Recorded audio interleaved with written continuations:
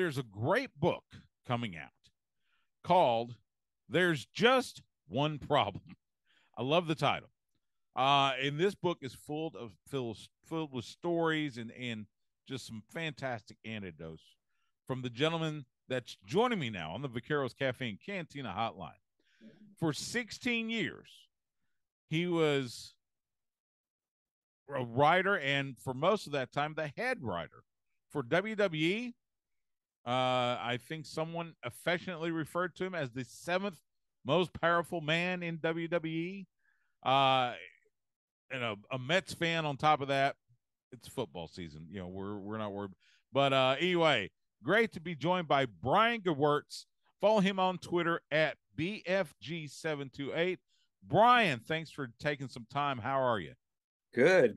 Thanks, Stu. Yeah, it's I know it's perpetually football season in Texas, but the Mets are good this year.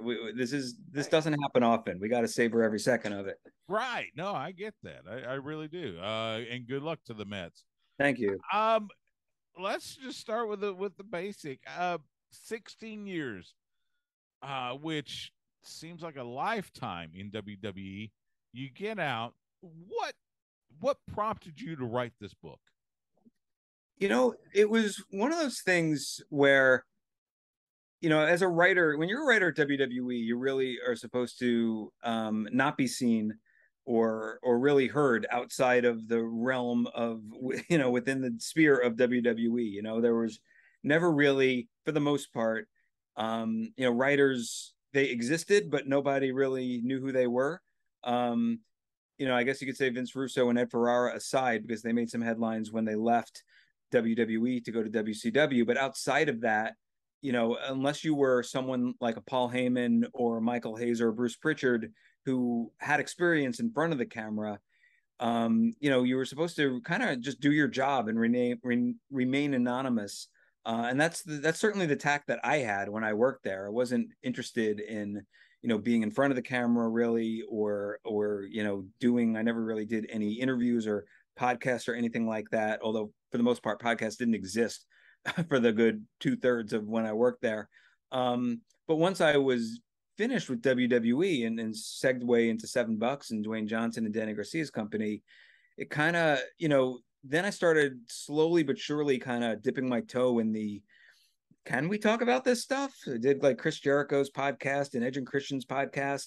And if I thought there were any ramifications from WWE about it, in fact, the opposite occurred. They were like, oh, wait a minute, this guy actually has a couple interesting stories to tell. So let's bring him on to our Ruthless Aggression series and a couple of our other docu-series, which I did. And then it kind of, especially as I listened to Bruce Pritchard do his podcast, and what his really, really successful and entertaining podcast was essentially conversations we'd have all the time in the writer's room or in the car. It's like Bruce is telling these stories. This was just a regular Thursday for me at the office, hearing Bruce tell stories of back in the day. So I was like, well, I don't know if I could do this in Bruce Pritchard podcast form, but I certainly could do it, put all these stories that I have. Because if you haven't been, if you've been in WWE for 16 years and you don't have at least one book's worth of stories, then what are we even doing? Right. So, at that point, and it kind of coincided with the pandemic and the fact that, you had a lot of time on your hands and you were home. It was at that point, especially to take your mind off of everything that was going on in the world. It's like, you know what, let me put this to paper or computer screen and give it a shot. And and Dwayne and Danny are very supportive of the idea. And that's how it basically came together. Amazing. Yeah. And that's something that we were involved when the Professional Wrestling Hall of Fame was up in Wichita Falls. We kind of became their official broadcast partner. And one of the things we talked about a lot was hearing the stories from some of the legends and everything, because for the longest time, and you can attest this, wrestling, it was secrecy. It was keeping everything close to the vest. You weren't supposed to talk about it, and which has its pros, but at the same time, that means you lose these stories when someone passes away. So it's great to see these stories. What like I said, 16 years with World Wrestling Entertainment. What what would you attribute your longevity to? Um, it's a good question. It's one I never really pondered all that much. I think it was, just a matter of like, I don't know. I don't want to make a like Henry Hill and Goodfellas type comparison because it's WWE. It's not a underground criminal organization, but it was really more of the sense of like I'm in too deep now to leave. Like I started, writing and kind of on the fringes when I first started. Well, actually, on the fringes isn't exactly accurate. When I started, there were two writers and the McMahons, and that was the writing team. So I was kind of thrust into it. As far as writing more the main event stuff, that I had to eventually like work my way into. And when I say on the fringes, like when I first started, I was like writing, okay, I'll write the Al Snow, Steve Blackman vignettes and that kind of thing, just to at least get some experience and have some fun, bring some entertainment and comedy, to a couple of these characters. But ultimately, there's 8 hours a week of TV if it's a pay-per-view week, 5 hours if it's just a regular week. So when you have a writing team of so few people, you can't help but be thrust into it. And then all of a sudden, promoted to head writer, 2002, so 28 or something like that. And it's like now I'm really into it. It's like the prospect of having so much responsibility and being so integral to writing the show. The idea of like, oh well, maybe you should leave and see what else is out there. It's like, well, that's a pretty dicey proposition because I've got this job on a show that's on 52 weeks a year, is never going away. And I've built relationships with the talent, the wrestlers who, are relying on me, and I'm relying on them, and vice versa. And then all of a sudden, I look up and it's 2005 now. But also, to answer your question too, it's like you have to adapt to the culture and adapt to the lifestyle and just accept the fact that you're kind of like a doctor. You're on call 24/7 as far as, everyone pinging you with ideas or wanting to talk about the show or what's my angle or what's the storyline coming up. And if you kind of accept and give into it and accept the fact that that's going to be what the job is and kind of embrace it full term, a lot of people don't. And a lot of people are just like, I didn't realize this would be this intense. I want to have a life outside of WWE and writing and this job. So thanks, but no thanks. And there are some people that for whatever reason, either this isn't for me or the company decides they're not right for it. But I kind of, there's only one way for me to take this job, and that's just to go full bore. So that's like one of the reasons I think, and plus just I would like to think, good ideas, good writing ability, good, actually being an asset, help that as well. Absolutely. How were you able? I mean, kind of going back to the book, you 16 years worth of stories and experiences and everything. How are you able to fit all of that, or try to fit all of it into basically 250 pages? Yeah, well, a lot of it is there were plenty of like other chapters that I had in mind but didn't commit to. I wanted to essentially like take like, okay, these are going to be the greatest hits. I don't have I know I've told these stories before, just like in life and to people and friends and stuff like that. I don't want it to be, too long. I want, I'd rather have people leaving, people wanting more than going like, oh my God, how many pages till this is over type of thing. Because we've all read books like that where Right. you're sad that it's like, oh damn it, I only have 15 pages left. And then just like, oh my God, this is going to take me 3 months. And I'm one of those people that like once I start a book, even if I don't like it, I have to finish it. Right. So, you don't want to do that slow death march to the end of the book. I'd rather it, be concise and hopefully, people wanting to, read it, either recommend it or at least, see what else is in the future. Absolutely. Well, I read the preview copy, and it's so good, and it's Thanks. so many good stories, makes you laugh and everything. I during that time, I know you had some ideas that were great, ideas that weren't great. One of the ideas which you wrote a chapter about that wasn't great, the Katie Vick story. So, I mean that was one of those things. So I want to ask you, uh, was there something that you either had to create or had to write where you're putting it together, and the whole time you're thinking this is going to bomb, it's going to be awful, but then it ends up being really good, well accepted? I mean, was there one of those that you didn't have faith in, but it took off like a rocket?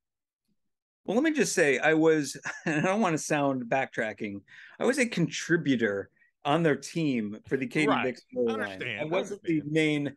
main brains behind that debacle.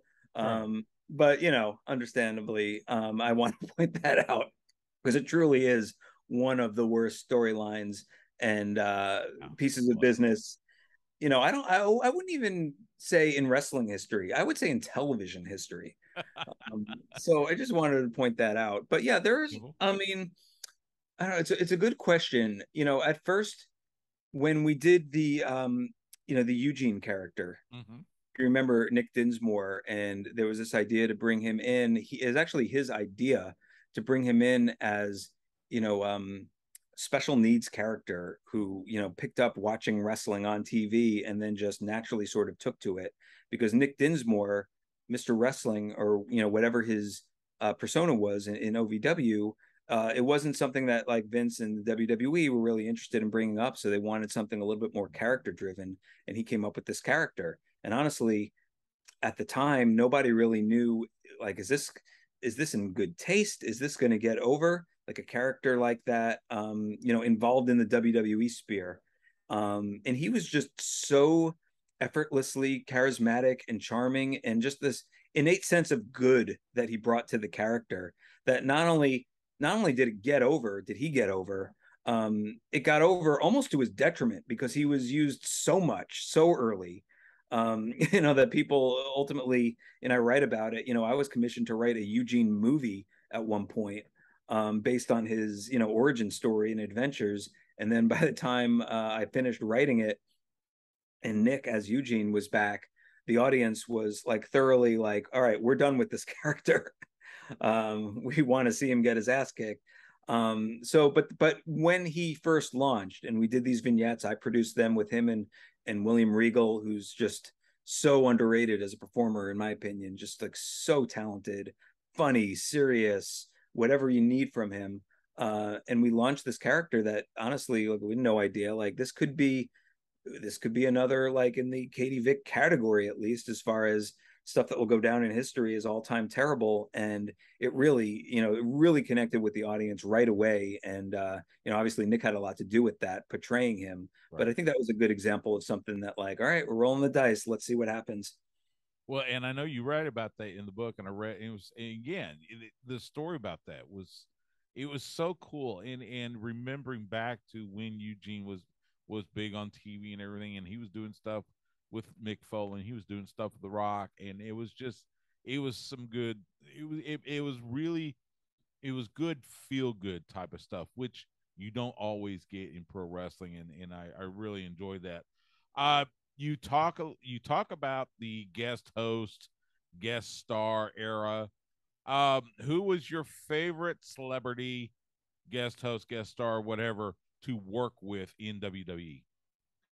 There were it's an interesting phenomenon, that guest host era, because what a lot of people don't remember is, and I think part of it is on purpose to block them out of their mind, of this period of time, but it lasted a year, maybe even longer than a year, where like literally every single week we were bringing in a new, celebrity guest host, and giving them authority within the storylines on the show too, which in hindsight was something that we shouldn't have done and that we ultimately stopped. Because I think it was David Hasselhoff like making the main event of SummerSlam, that Vince was like, we need to put an end to this right away. This doesn't make any sense. But I obviously, and I write about it, you know, I had a lot of favorites. I mean, from a personal like relationship that went past WWE, I'm still friends with Dr. Ken Jeong. Ken Yeah. from from Community and The Hangover and a ton of other things. He was along for the ride when Jeremy Piven hosted and infamously called SummerSlam Summerfest, and immediately got the ire of an entire wrestling audience right away. But Ken was great, and he committed full time to the role of being an annoying heel. I remember going online afterwards and being like, "This Ken guy, he's so annoying. He's so like, yeah, that was like literally the whole point of his character was to be annoying, so that you cheer when John Cena tosses him over his head and throws him out of the ring. We didn't plan for Ken to be caught by six wrestlers, but bang the back of his head on the steel grate and have to apply stitches to himself because he's a doctor. But Ken was in great spirits after that, and we still talk today, and that was really fun to be able to like kind of start that friendship off of that particular episode. But my all-time favorite has to be Bob Barker, Yeah. because that was again one of those things where I forget what the math was. It's like Vince was a kid when Bob was hosting Truth or Consequences. That's Mm-hmm. how long his 50-year career in television was. And I remember staying home sick like every single kid in a 20-year age range does, and watching him host The Price is Right. And I really wanted him to like what we had, and he kind of didn't at first. Right. And I remember getting a call. Again, I write about it, but like we were in Chicago. I went out early to go to a White Sox game, hang out, that type of thing. And I got a call like Bob Barker wants to see you right away in his hotel suite. And me and another writer, Dave Kapoor, we went up there. We were greeted by a gentleman who was Bob's manager, who I think was older than Bob at the time. And then Bob came out in these silk pajamas and was all business. And he was like, why do you, I want to promote the book here, that he had a book that he had just written. Like, and we were explaining to him like, oh, well, Vince, we have this thing called After the Bell where we do a whole segment. And he's like, well, that's for the internet. I want it on the show. Like Bob was like sharp as a tack. And we just made all his changes were really good ones, and really made sense, and enhanced the show. I just kind of, maybe it had something to do with the day drinking I was doing earlier in the day. But normally, as opposed to saying, well, I'll make sure, I'll see if I can get it approved, I just unilaterally was like, done, we're doing it. I don't care. We'll put it in there.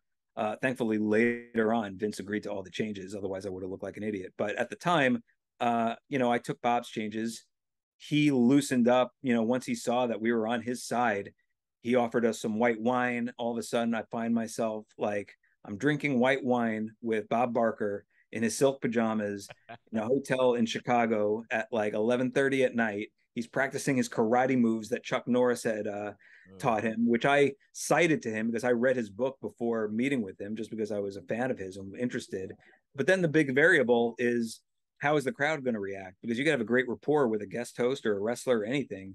The crowd is the variable. You have no idea. And Chicago is very, very loud. They're a little like Philly or even New York. They get vocal. And they'll let you know if they like something or if they don't like something. Yeah, and they're historically a great, great crowd. I mean, you want the fans to be vocal, but they're also, that could have a flip side effect because they're not shy of, crapping all over something if they don't like it. Mm-hmm. But we had our fingers crossed, and sure enough, when Bob came out and that Price is Right music hit, and the people saw the set and they saw that Bob was not only there but into it and ad libbing, and and talking, threatening to spank Jericho across his knee and that kind of stuff. Like the crowd just ate it up. It was so fulfilling and satisfying to see that it all came together. And if it was like, if I could time capsule like a single guest host era episode, the Bob Barker one would definitely be it. I mean, there were some other great ones with Shaquille O'Neal and Mike Right. Tyson, but that one was truly my favorite.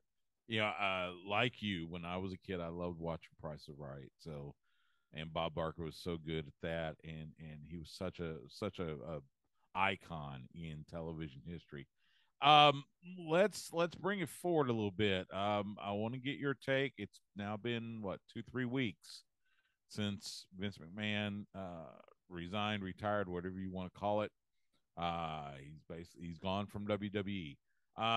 Give me your take on a what you felt when you heard that, and then B what you've if you know have you seen what you've seen since with Triple H being lead of creative and such.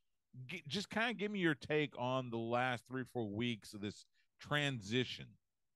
Well, it's interesting. It's definitely surreal to watch it from afar, and see it and see these situations play out. That it would not be, to actually be there in the company. If I was, it would obviously take on a much different tenor, because you're experiencing it and living it.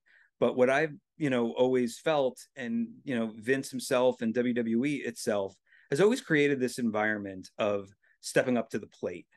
So Austin, when I first started, literally the first week of TVs I did, I got home and I got a call saying Steve's getting surgery. He may never wrestle again. And at that point, it was upon Dwayne and Triple H and Mick.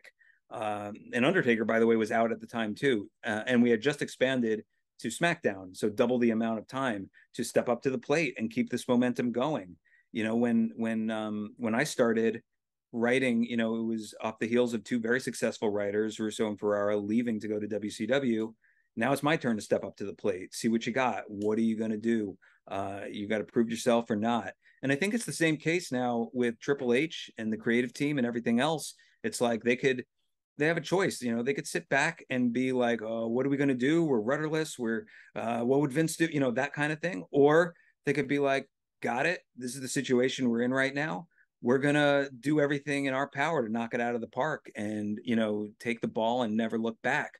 And knowing Triple H like I do, and knowing Stephanie, I think that's exactly their mindset and what they're doing. I don't think they're in any sense of panic. I think in some cases it's an opportunity to do things that, while keeping the formula and keeping the stuff that makes WWE so great and unique and everything, but also having a chance to do things and promote characters and storylines and styles and everything else like that not necessarily, it could have existed had this all not went down, but it would have been, a challenge, because you'd have to pitch it and get it approved, and now they could just go ahead and do it.